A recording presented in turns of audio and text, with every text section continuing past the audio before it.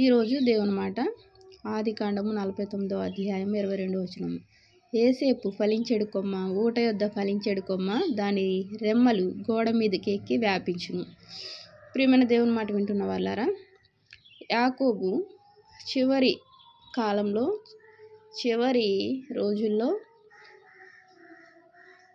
12 గోత్రములు తన ఒక 12 కుమారులను పిలిచి ఆశీర్వదించడం జరిగింది.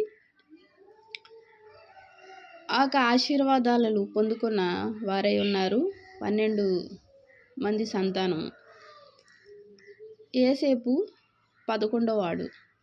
ఏసేపును తండ్రి ఎంతగానో ప్రేమించాడు. ఏసేపును ఏమని ఆశీర్వదిస్తున్నాడు యాకోబు? చూడండి, ఏసేపు ఫలించెడు కొమ్మ, ఊట యొద్ద ఫలించెడు కొమ్మ, దాని రెమ్మలు గోడ మీదకి ఎక్కి వ్యాపించును. ప్రియమైన దేవుని మాట వింటున్న వాళ్ళారా, ఏసేపు జీవితంలో ఎన్నో బాధలు, ఎన్నో కష్టాలు, ఎన్నో నిందలు, ఎన్నో అవమానాలు, ఎంతో వెలుచూపు, ఎంతో అసూయ ద్వేషాలతో నిండిన ప్రజల మధ్య నివసిస్తూ చివరికి అమ్మబడిన పరిస్థితి. ప్రతి విషయంలో దేవుడు తోడుగా ఉన్నాడు ఏసేపుకు. అవివేసిన పరిస్థితిలో అక్కడికి వెళ్ళిన స్థలంలో కూడా దేవుడు తోడుగా ఉన్నాడు. ఫరోకు ఇష్టాన్ని కలుగజేశాడు. చెరసాల్లో వేయబడ్డాడు. పాపానికి దూరం అయిన కారణంగా చెరసాల్లో వేయబడ్డాడు. అక్కడ కూడా దేవుని కృప ఉంది. అక్కడ అధికారిగానే ఉన్నాడు. ఏమైనప్పటికీ ఏసేపు జీవితంలో అణువణువున తోడుగా నీడగా నిలిచాడు దేవుడు.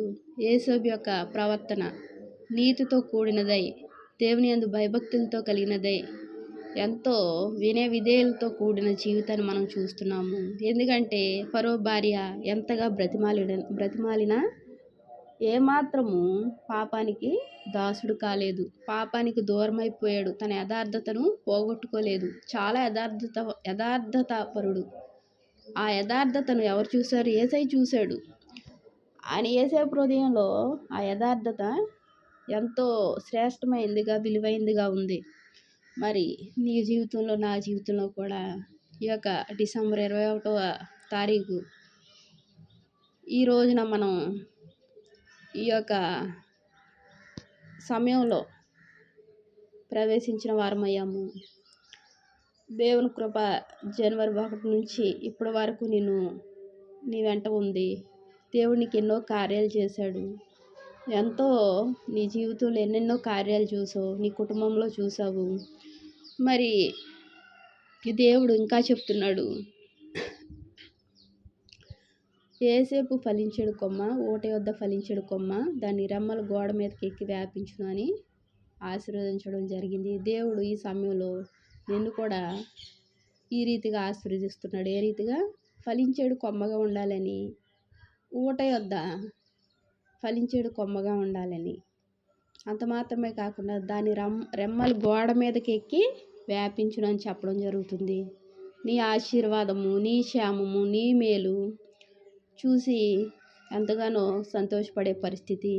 ప్రియమైన నా సహోదరి సహోదరులారా, ఇంకా నువ్వు దేవునిలో ఉంటే ఈ అనుభవాన్ని కలిగి ఉంటావు. నీ ఆశీర్వాదాలు ఎలాగుంటాయి? గోడ మీదకి ఎక్కి వ్యాపించే రీతిగా ఉంటాయి. నీ ఇంట్లోనూ, నీ జీవితంలో, నీ కుటుంబ సభ్యుల జీవితంలో, నీ బిడ్డల జీవితంలో ఎంతో ఆశీర్వాదాలు నువ్వు చూస్తావు. ఎక్కి వ్యాపించే అనుభవం నువ్వు కలిగి ఉంటావు.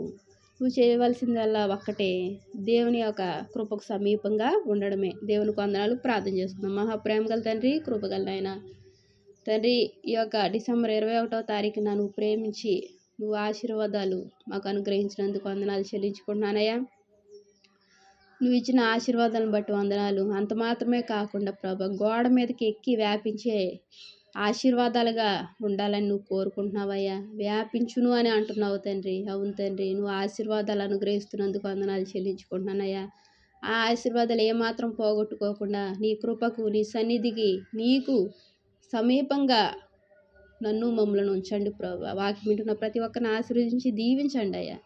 కృపగల దేవునికి ఎన్నో వందనాలు, స్తోత్రాలు చెల్లించుకుంటూ యేసు నామమున వేడుకుంటున్నాను తండ్రి. ఆమేన్. Praise lord.